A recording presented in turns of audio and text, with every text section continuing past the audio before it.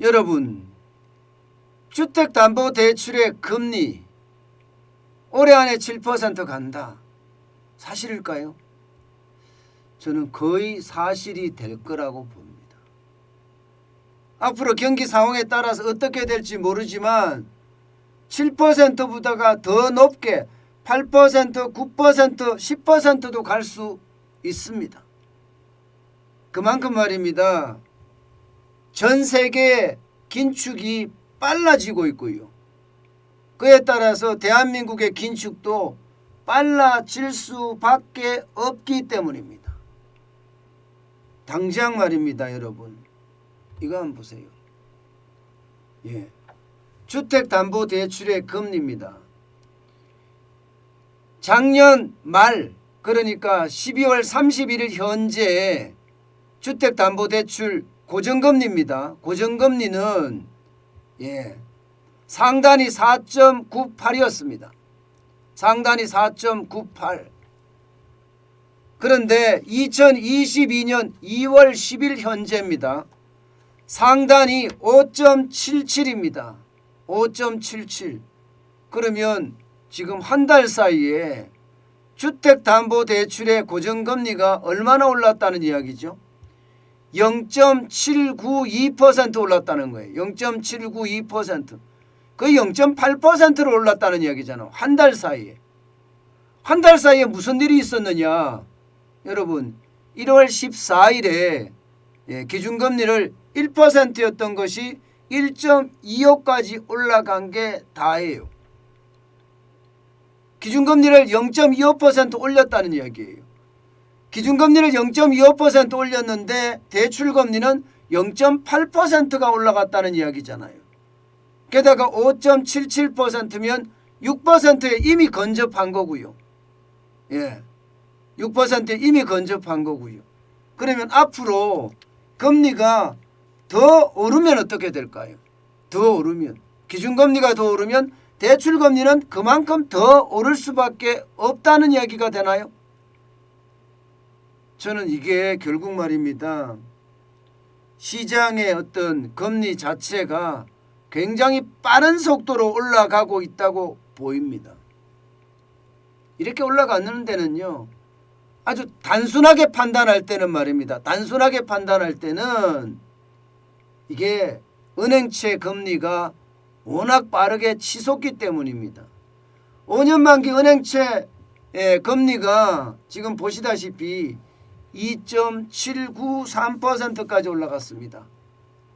이게 말입니다. 지난해 말만 하더라도 2.259였습니다.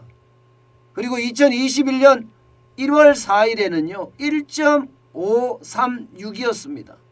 이것을 보면 1.2% 그냥 단순하게 봤을 때 1.1% 이상 올랐잖아요. 1.1% 이상. 은행채 금리가 말입니다. 은행채 금리가 뭐예요, 여러분? 은행채라는 은행에 채권을 발행을 해서 돈을 거듭 가지고 오잖아요, 그죠? 채권을 발행해 채권을 팔아서 돈을 모을 거 아니에요. 그 돈으로 이제 대출을 해주는 겁니다. 은행채 금리가 올라가면 당연히 대출 금리는 올라가게 돼 있습니다. 올라가게. 안 떨어집니다. 그런데 은행채 금리의 어떤 조달 비율이 2.7, 조달 비율이 아니라 조달 이자가 2.793이니까 이게 많이 올라갈 수밖에 없겠죠. 그러면 금리가 다 올라갑니다. 앞서 말씀드린 주택담보대출의 금리만 올라가는 게 아니에요. 주택담보대출의 변동금리도 지금 2월 10일 기준으로 하단이 3.58%에서 상단이 5.25%까지 올라갔습니다. 신용대출도 마찬가지입니다. 상단이 3.47%에서 하단이 3.47%에 상단이 4.72%까지 올라갔어요. 그러니까 금리가 굉장히 빠른 속도로 올라간다는 거예요.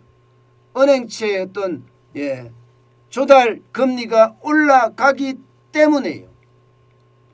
그런데 문제는 여러분, 이게 여기서 멈추지 않을 거예요.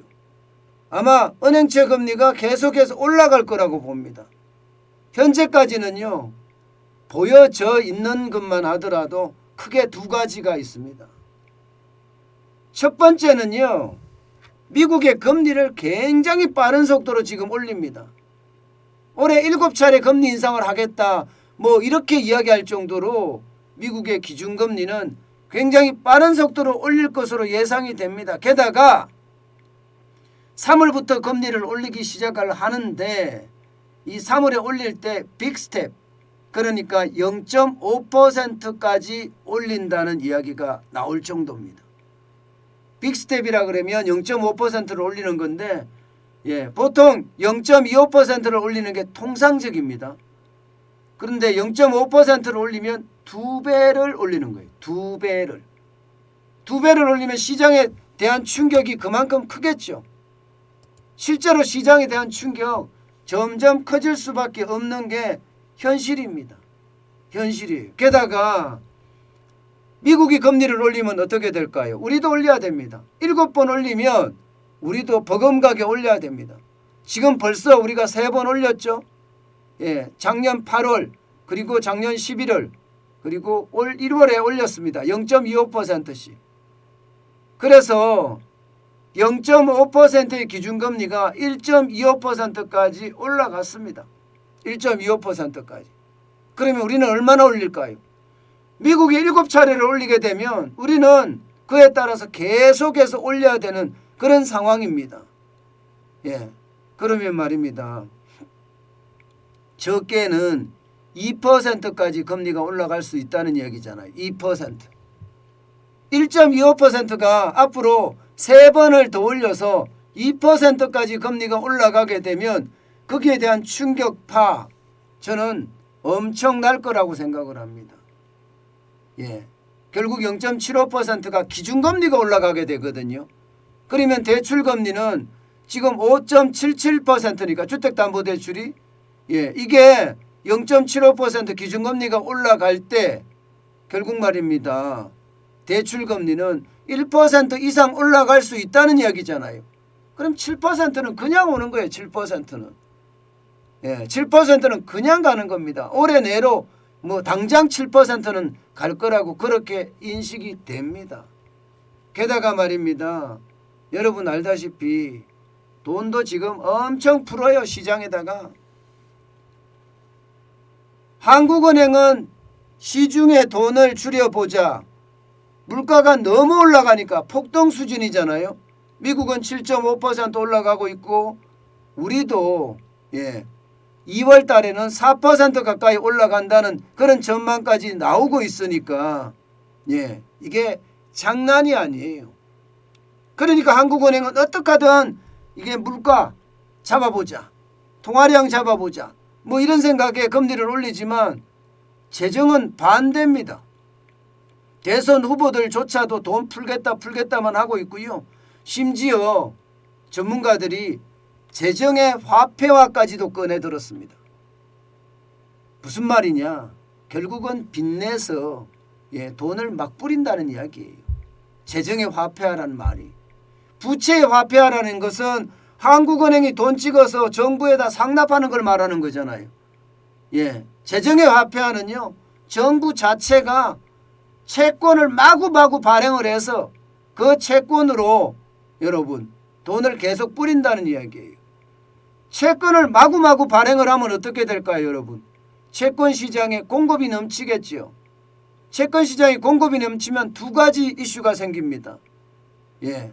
어떤 문제가 생기느냐?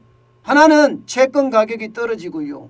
다른 하나는 채권의 금리가 올라갑니다. 채권의 금리가. 실질적으로 보면 3년 만기 국고채 금리 보세요. 지금 거의 7년 만에 최고치예요. 2.345%입니다. 2.345%. 요즘같이 우크라이나에서 전쟁이 난다.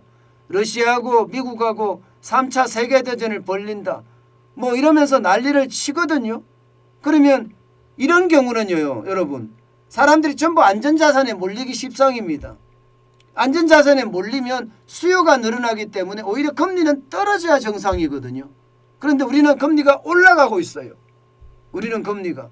그만큼 지금 대선 후보들도 그렇고 돈을 많이 풀다고 생각해요. 54조나잖아. 54조.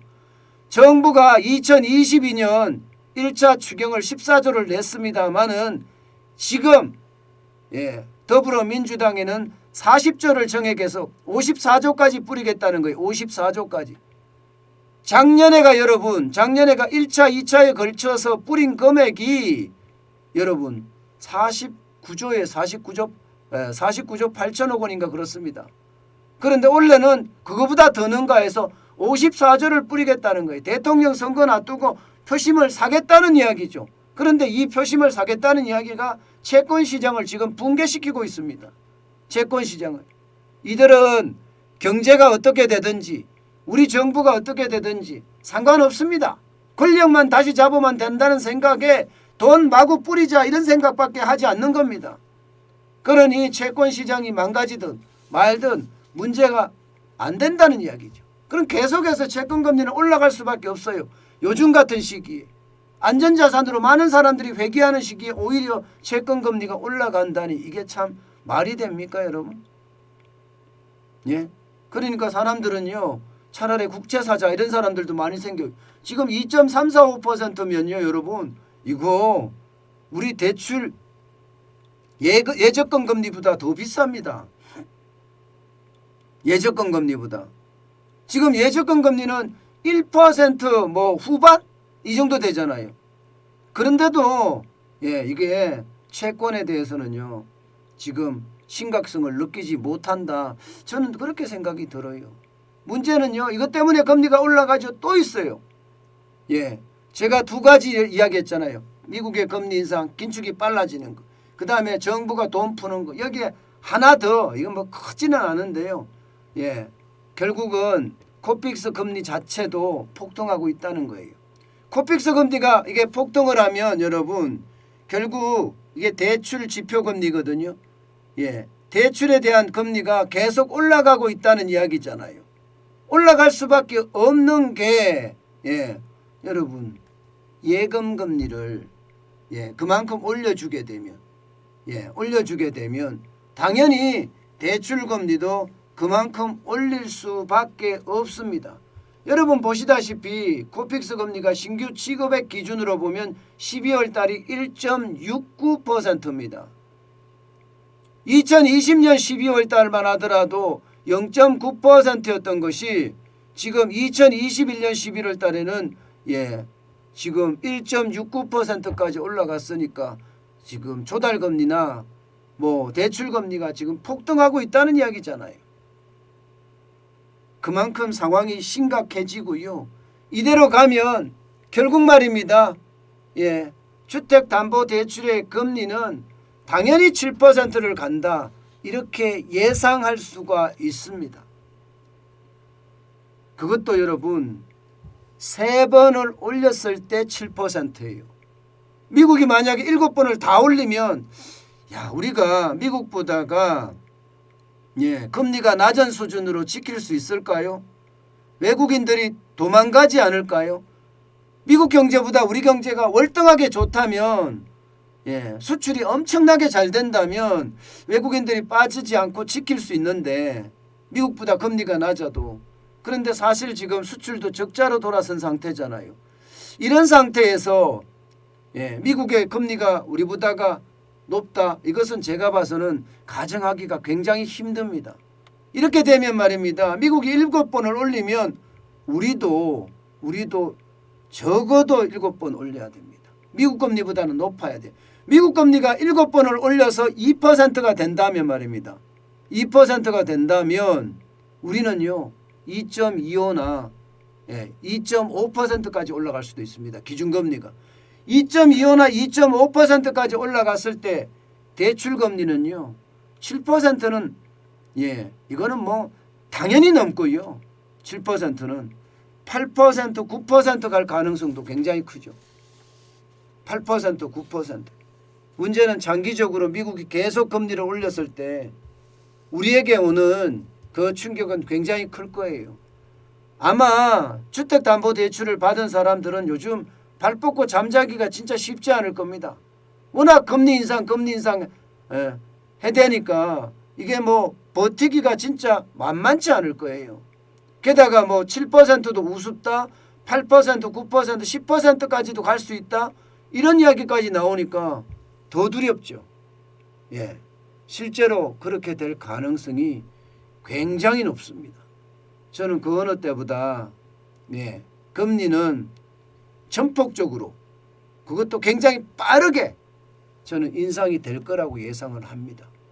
그에 대한 대비책은 반드시 마련해야 됩니다. 지금은 빨리 마련하면 빨리 마련할수록 저는 유리하다, 저는 이렇게 생각을 합니다.